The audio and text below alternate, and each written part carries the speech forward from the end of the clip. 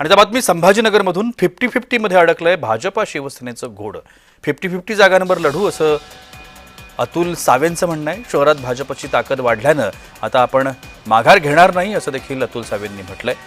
अतुल सावेंच्या या वक्तव्यानं या ठिकाणचा पेच वाढलाय का असा प्रश्न देखील निर्माण होतो. भाजपच्या भूमिकेनं संभाजीनगर युतीमध्ये ठिणगी पडण्याची देखील शक्यता आहे.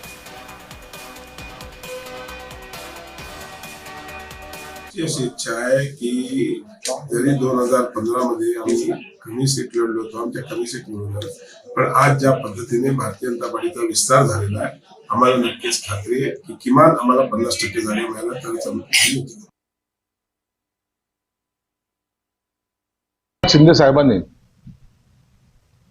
आपल्याला महायुतीमध्ये लढायचं हे स्पष्ट केलेलं आहे, परंतु कोणत्या जागा ह्या जागा वाटपामध्ये आपल्याकडे येतील किंवा भाजपकडे राहतील याची स्पष्टता आतापर्यंत कुणालाही सांगण्यात आलेली नाही. म्हणून या सर्व जागावर मुलाखती घेण्यात आलेल्या आहेत.